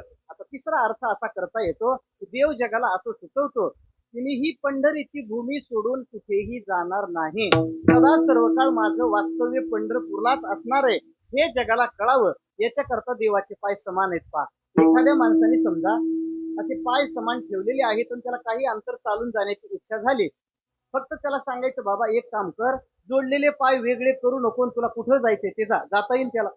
आता आपण एक प्रयोग करून बघा. कीर्तन संपल्यानंतर आपण आपापल्या घरी जाणार आहात. घरी जाताना फक्त पाय वेगळे करायचे नाही, जोडून ठेवायचे आणि घरी जायचा प्रयत्न करायचा. जाता येईल का? समान पाय ठेवायचे, वेगळे करायचेच नाही. पाय वेगळे न करता माणसाला चालता येत नाही. पा पण एखाद्याने समजा ठरवलं पाय वेगळे न करता आपल्याला एवढं अंतर चालून जायचंय, त्याला काय करावं लागेल? हा, उड्या माराव्या लागतील. उड्या मारून मारून माणूस किती लांब जात असतो. तसे उड्या मारणारे फार लांब जात नसतात. विठाला विठाला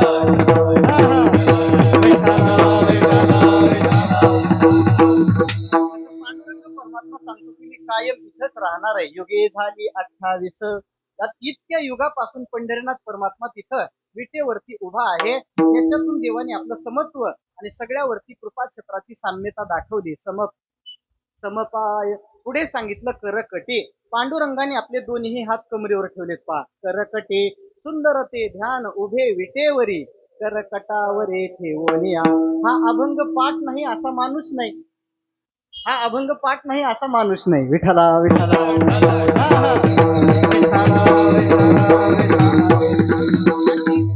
आपल्या मंगलाचरणाच्या अभंगात पंढरीनाथाच्या रूपाचा निर्देश करतात की देवाने आपले दोन्ही हात कमरेवर ठेवले. पा तरी माणसं देवाची आरती नीट म्हणत नाहीत महाराज. तुळशी माळ गळा कर ठेवणी कंठी म्हणतात. कंठी म्हणलं की कसं दाबायला पाहिजे दोघा चौघांनी.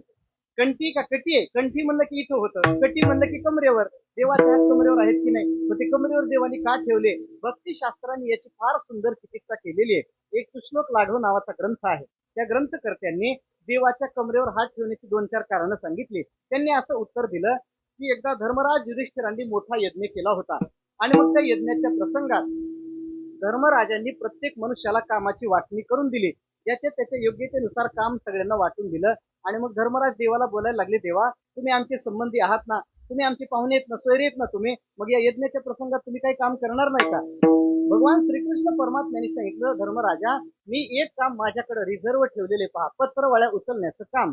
या यज्ञ मंडपामध्ये जेवढ्या म्हणून काही अतिथी अभ्यागतांची जेवणं होतील, त्यांची जेवणं झाल्यानंतर पत्रावळ्या उचलायचं काम माझ्याकडे. ज्याच्या सत्तेवरती या जगताची स्थिती आहे, त्याच्या संकल्पाने हे जग सगळं चालतं, व्यवस्थित कार्य करतं, तो परमात्मा यज्ञाच्या प्रसंगात पत्रवाळ्या उचलत होता. व्यवहारामध्ये सगळ्या बाजूंनी अपात्र असलेला माणूस सुद्धा पात्र उचलित नाही महाराज. व्यवहारामध्ये सगळ्या बाजूंनी अपात्र असलेला, टाकाऊ असलेला, युजलेस, निरुपयोगी असलेली व्यक्ती सुद्धा पत्रवाळ्या उचलत नाही. इथं ज्याच्या इच्छेनं जग चालतं तो इथं पत्रवाळ्या उचलतो. बरं त्या किती आहेत? एका वेळेला 10,000 लोकांची पंगत बसायची. कारण व्यवस्था अशी होती, 10,000 लोकांचं जेवण झालं की स्वर्गात एकदा घंटा वाजायची. हिशोबाचा ताणच नाही. एकदा घंटा वाजली की समजून जायचं 10,000 जेवले म्हणून. एवढ्या लोकांच्या पत्रवळ्या जेवणानंतर देवाने उचलून टाकल्या. मग त्याच्या हाताला काही थकवा आला नसेल का? विटेवरती उभं राहिल्यानंतर देवाने असा विचार केला, आपल्या या हाताने बरंचसं यज्ञ मंडपामध्ये काम केलं होतं, थोडस थकलेला मनुष्य जसा हाताला विश्रांती मिळावी म्हणून असं उभारतो की नाही, तसं देवाने थकलेल्या हाताला विश्रांती मिळावी या हेतून आपले दोन्ही थकलेले हात कमरेवर ठेवले.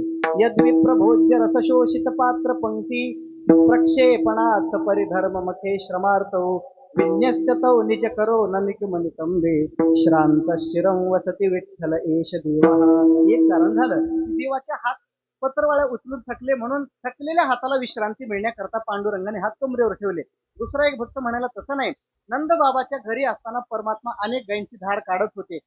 धार काढणं कळतं की नाही? इकडे गाईचं दूध काढणं याला धार काढणं म्हणतात. पा मग ते दूध काढत असताना हाताला कष्ट लागतात. पुढ्यातलं दूध पिणाराला ती कळ समजत नाही. पा त्याला शेतात उठून जावं लागतं सकाळी, मग समजतं किती बेजारी होते. बरं शेतकऱ्याकडे 2च गायी असतात. शेतकऱ्याकडे फार फार 2 गायी असतात, त्या पण जर्शी असतात. जर्शी कळते की नाही? जर्शी म्हणजे जराशी गाय आहे. जरशी जराशी आहे, ती काही परिपक्व गाय नाही. तरी सुद्धा मनुष्य इतका बेजार होतो. देवाच्या घरी 9-9, 10-10 लाख गायी होत्या महाराज. एवढ्या गायींची धार देवाला काढावी लागत होती. हात थकले नसतील का? दुसरा एक जण म्हटला की रणांगणामध्ये अर्जुनाच्या रथावरती विराजमान झालेले परमात्मा घोडे आवरायचं काम करत होते. पहा, घोडे आवरायचं काम परमात्मा करत असल्यामुळं घोडी आवरून आवरून देवाच्या हाताला थकवा आला. तिसरा एक जण म्हटला की नाथ महाराजांच्या घरी 36 वर्ष परमात्मा श्रीखंड्याच्या रूपात सेवा करत होता. नाथांच्या घरी सेवा करून देवाच्या हाताला थकवा आला आणि थकलेल्या हाताला विश्रांती मिळावी म्हणून देवाने हात कमरेवर ठेवले. विठ्ठला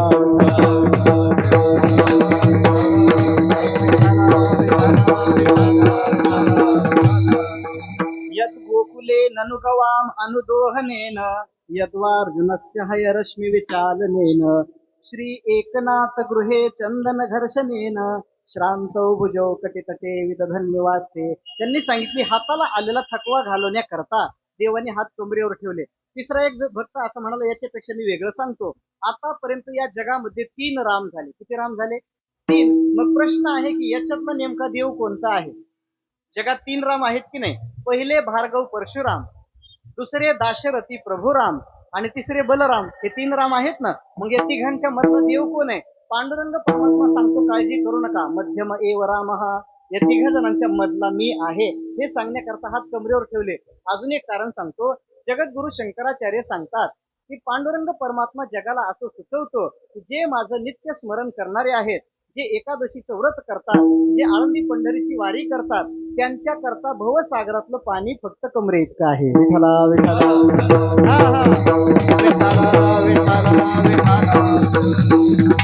प्रमाणं भवाब्धेरिदं मामकानां नितंबः कराभ्यां धृतो येन तस्मात् विधातुर्व सत्यै धृतो नाभिकोशः परब्रह्मलिंगं भजे पांडुरंगम.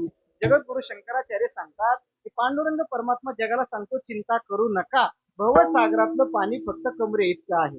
भवसागर तरता काले करीत साचिंता, पैसा उभा जाता कटी कर ठेवणे. भवसागर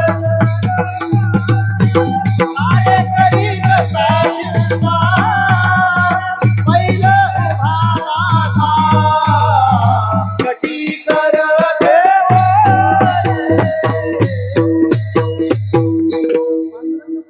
पलीकडच्या तीरावरती उभा आहे. तो सांगतो चिंता करू नका, अलगद तुम्हाला घेऊन जातो. भावा एकासाठी खांदावा हे आपुल्या, हे जगाला कळण्याची सोय व्हावी म्हणून पांडुरंगाचे हात कमरेवर आहेत. एक भक्त म्हटला देवाचे हात नाही थकले, पांडुरंगाची कंबर दुखावली म्हणे. आता कंबर दुखायला कोणत्या शिपला जातो? फर्स्ट शिपला का सेकंड शिपला?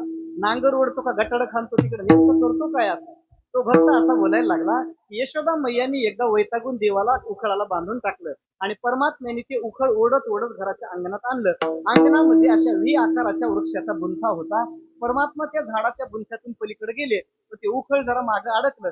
देवाला असं वाटलं या उखळावरती उभं राहून बऱ्याच मडक्यांचा आपण विध्वंस केलेला आहे, याच्यावर उभं राहूनच घरातलं दही लोणी आपण खाल्लेलं आहे, म्हणून आपला साथीदार आपल्या सोबत आला पाहिजे. याच्याही मागे थोडी ईडीची चौकशी लागली पाहिजे म्हणून जोर लावला आणि जोर लावल्याबरोबर दोन्ही झाडं उन्मळून पडली आणि त्या क्षणाला देवाची कंबर दुखावली म्हणून विटेवर उभा राहून दाबून घेतोय. विठ्ठला विठ्ठला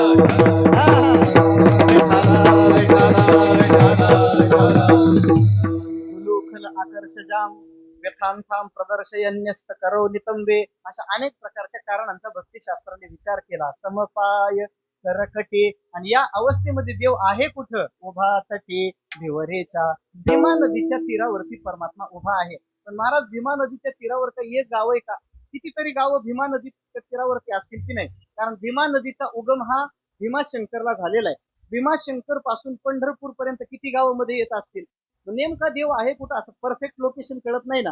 या परफेक्ट लोकेशन ज्याला आपण म्हणतो की नाही, एक्झॅक्ट लोकेशन, ते संतांनी सांगून टाकलं. मृत्यूलोकी एक नगर, त्याचे नाव अगोदर मृत्यू लोक सांगितला. पा या मृत्यू लोकामध्ये पंढरपूर नावाचे एक नगर आहे.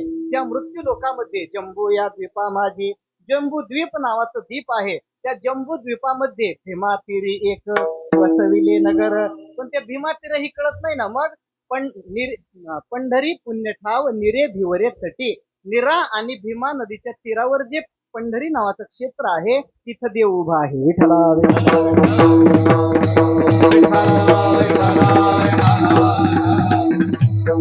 अशा अवस्थेमध्ये उभा असलेला जो पांडुरंग आहे महाराज सांगतात तोची म्हणे स्मरावा. त्या पंढरीनाथाचं तुम्ही अखंड स्मरण करा. विटेवरती उभा असलेला देव पुढे आल्यानंतर त्या पांडुरंग परमात्म्याच्या रूपाची आकर्षकता तुकोबऱ्यांना सांगायची. अभंगाच्या 2 चरणाचा विचार आपल्या झालेला आहे. उर्वरित 2 चरणाचाही धावता विचार मला आपल्या समोर ठेवायचा आहे. तत्पूर्वी सगळ्यांनी एकदा अंतःकरणापासून देवाचं भजन करू आणि राहिलेला विचार आपल्या वेळेत पाहू. विठोबा रखुमा बोला बोला, टाळी वाजवा, सगळे बोला. विठोबा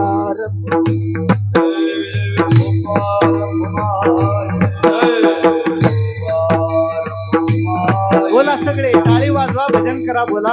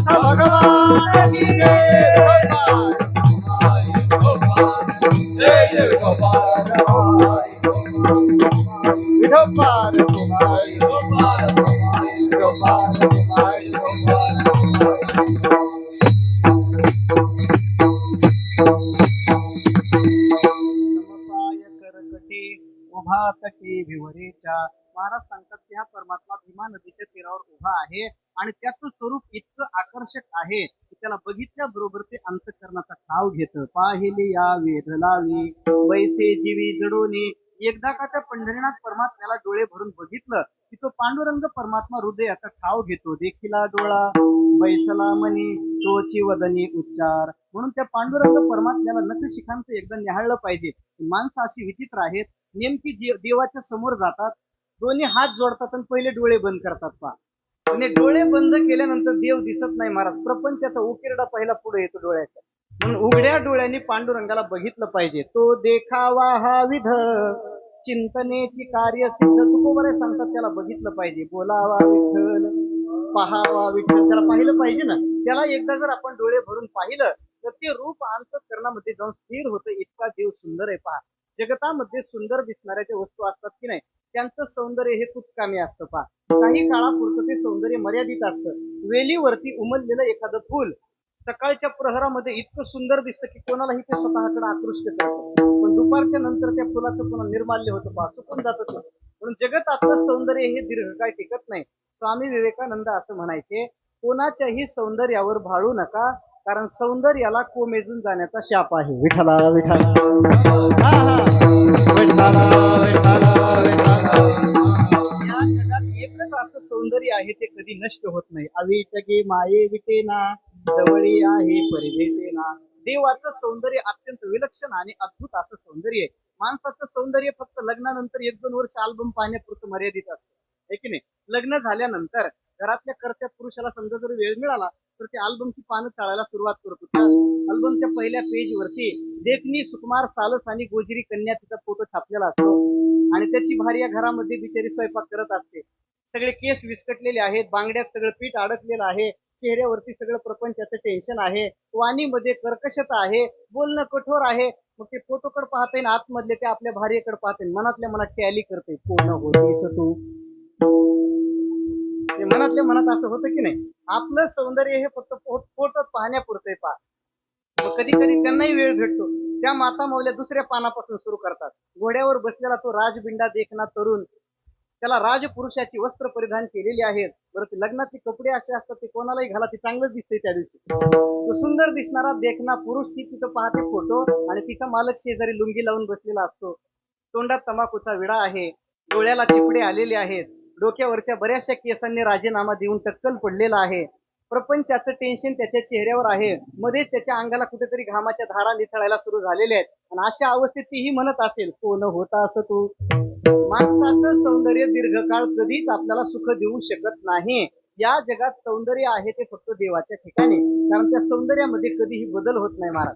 देवाच्या सौंदर्याची एक दोन उदाहरणं सांगतो आणि थांबतो. रामचंद्र प्रभूंच्या चरणाचा स्पर्श झाल्यानंतर शिळा रूपाला प्राप्त झालेली अहिल्या पुन्हा मानव रूपाला आली. शिळा होती मनुष्य झाली, ज्याचे चरणीचे चाली. रामचंद्र प्रभूंचा फक्त चरण स्पर्श झाल्याबरोबर दगडाची स्त्री झाली आणि ही वार्ता सगळ्या त्या दंडकारण्यामध्ये पसरली. अरण्यात राहणाऱ्या ऋषी मुनींनी एक एक दगड खांद्यावर घेतला आणि देवाकडे निघाले. कशा करता? देवाला सांगायचे, पाय लावा आणि याची स्त्री करून द्या. बरं, ते ऋषी मुनी होते, तुमच्या माझ्यासारखे संसारी माणसं नव्हते. ते दगड घेऊन देवाकडे गेले आणि सांगायचं देवाला की देवा याची स्त्री करून द्या. सगळ्या ऋषी मुनींची दिंडी देवाच्या समोर गेली, पण देवाचं ते अद्भुत अशा प्रकारचं रूप बघितल्या बरोबर सगळ्यांना भाव समाधी लागली. असे तटस्थ स्टॅच्यू केल्यासारखे उभे राहिले. विसरून गेले आपण कशा करता आलो होतो. मग देवाने एका ऋषीच्या खांद्याला थोडासा हात लावून असं गदा गदा हलवलं आणि विचारलं, कशा करता आला, ती दगड कशा करता आणली. त्यांनी सांगितलं, देवा येत असताना एक इच्छा घेऊन आलो होतो, पण इथं येईन आल्यानंतर आणि तुम्हाला बघितल्या बरोबर आमची इच्छा अपडेट झाली, म्हणजे बदलली इच्छा. पहिली इच्छा अशी होती की दगडाची स्त्री करून तुम्ही आम्हाला द्यावी, पण ती आता इच्छा राहिली नाही. मग काय इच्छा? एक काम करा म्हणे देवा, या सगळ्या ऋषी मुनींना स्त्रिया करा आणि तुमच्या बायका करून घ्या. विठाला विठाला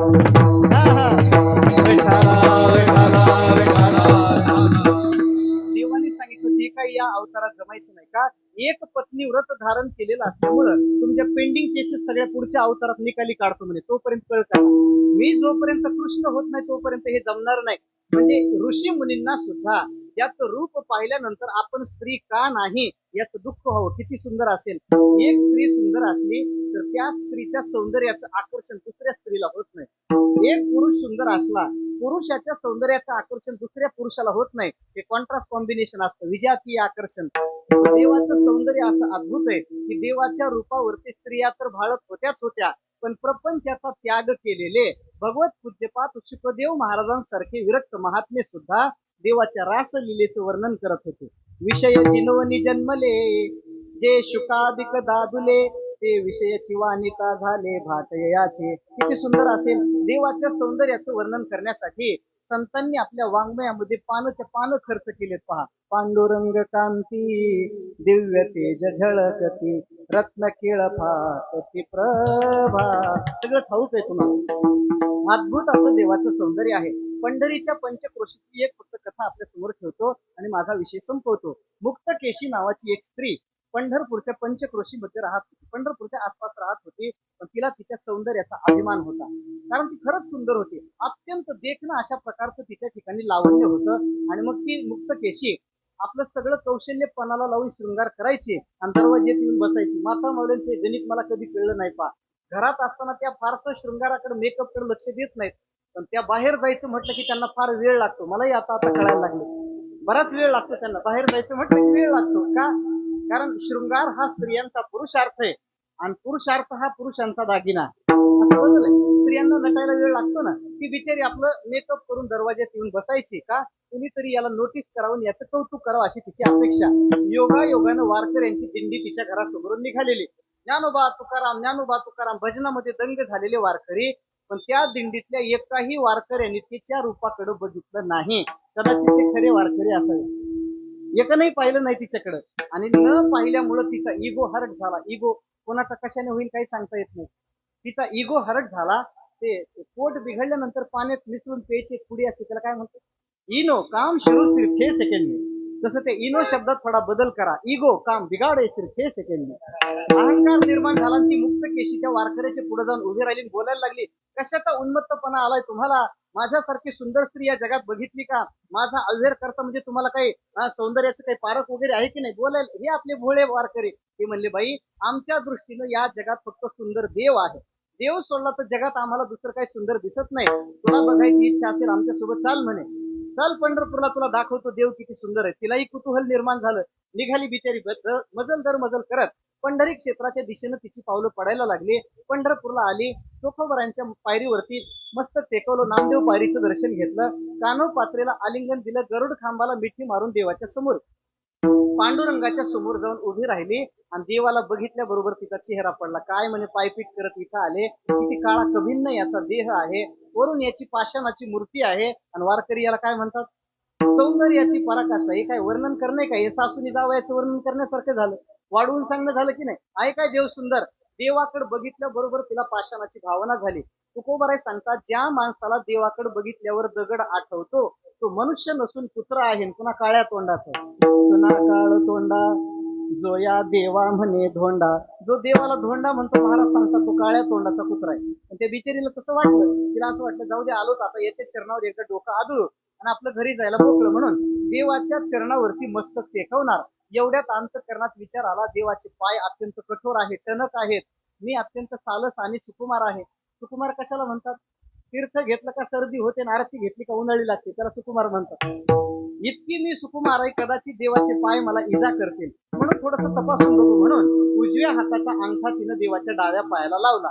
आणि जसं देवाच्या तिच्या बोटाचा स्पर्श देवाच्या पायाला झाला की नाही, तसं ते बोट तिथं देवाच्या पायाच्या आतमध्ये शिरलं. पान देवाच्या पायाला छोटासा असा एक खड्डा पडला. आजही तुम्ही पंढरपूरला जाऊन बघा, कधी जर पंढरपूरला जाण्याचा योग आला, देवाच्या डाव्या पायाकडे बारकाईनं पहा, तिथं खड्डा पडलेला आहे.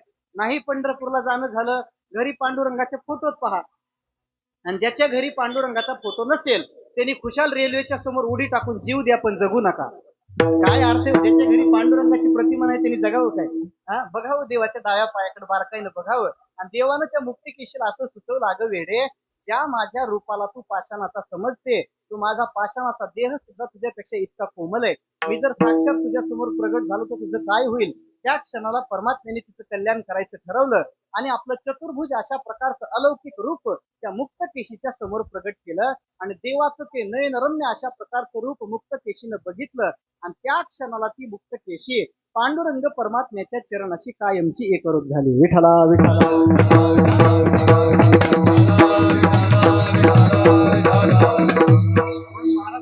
असा जो सुंदर असलेला देव आहे की नाही, पाहिली या वेधलावी बैसे जीवे जडोने, असा सुंदर असलेला जो पांडुरंग परमात्मा आहे त्याचं तुम्ही मनात स्मरण करा. तो जगतातला सर्वश्रेष्ठ दाता आहे, जो भीमा नदीच्या तीरावरती भक्तांचं काम करण्याकरता उभा आहे, त्याची तुम्ही आठवण करा. महाराज, आम्ही देवाची आठवण करायला तयार आहोत, पण भक्तांच्या गर्दीमध्ये तो आमच्याकडे लक्ष देईल काय. मुंबईच्या लोकल मध्ये पंढरपूरच्या बारीमध्ये कधीच कमी गर्दी नसते.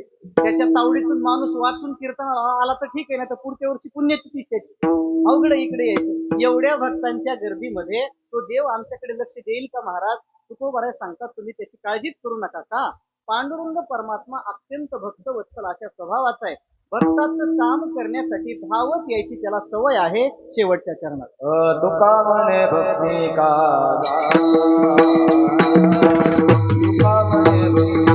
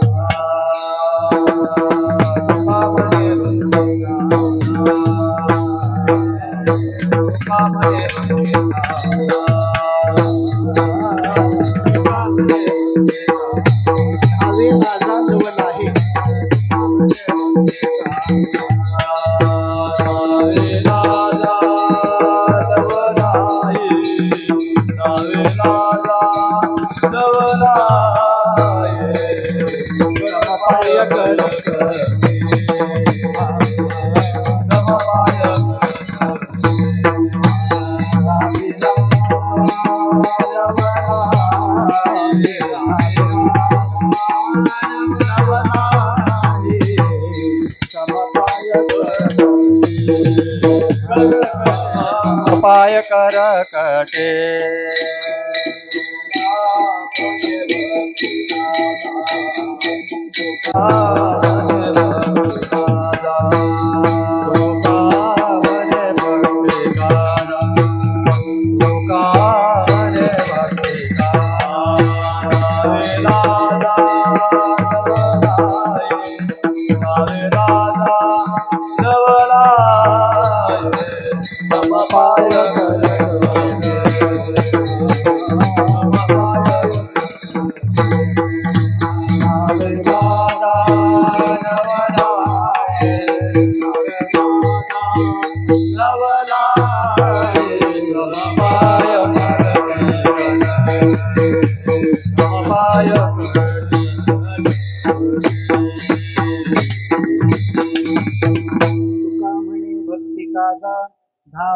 लाजा लवला हे.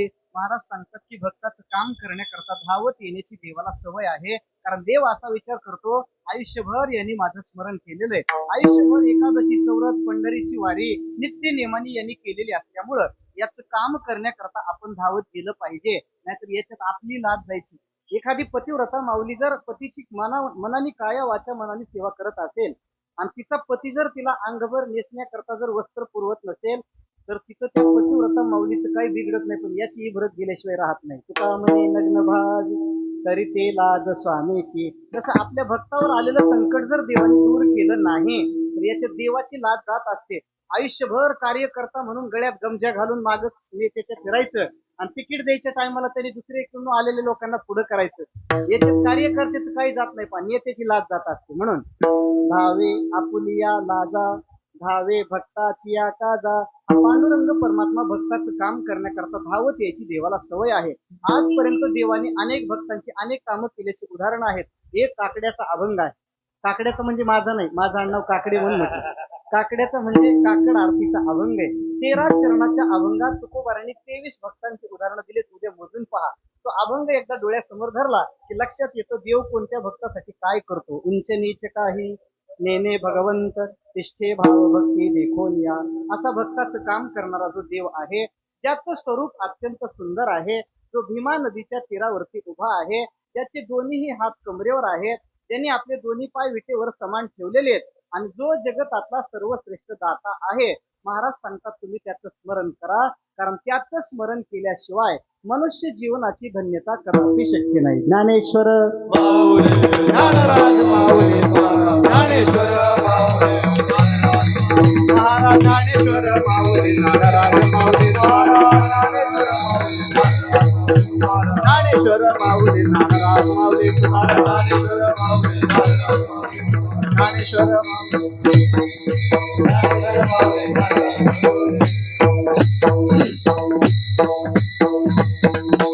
जगाचे जगदानी तोची मने स्मरावा. समपाय करकटी उभा तटी भिवरेच्या यथामती यथा अवकाश. नियोजित वेळेमध्ये आणि माझ्या बुद्धीच्या मर्यादेला जेवढं अभंगावर बोलता येईल तेवढं बोलण्याचा प्रयत्न केला. आपल्या या श्रीसंत ज्ञानेश्वरी वारकरी भजन मंडळाच्या मार्फत आयोजित असलेला 12व्या वर्षातल्या उत्सवातील पहिल्या दिवसाची चिंतन सेवा आमच्या ज्येष्ठ श्रेष्ठ अशा गुरुबंधूंच्या माध्यमातून माझ्याकडे प्राप्त झाली. कीर्तन सेवेकरिता भरपूर अशा संख्येने टाळकरी मंडळी, ऐकणारे ग्राहिक श्रोते पहिल्याच दिवशी उत्स्फूर्त असा प्रतिसाद आहे. आपल्या सगळ्यांच्या चरणाविषयी अंतःकरणात कृतज्ञता धारण करतो आणि झालेली चिंतन सेवा भगवान श्री ज्ञानोबा तुकोबार यांच्या चरणी समर्पित करतो. तुकाराम तुकाराम तुकाराम तुकाराम तुकाराम तुकाराम तुकाराम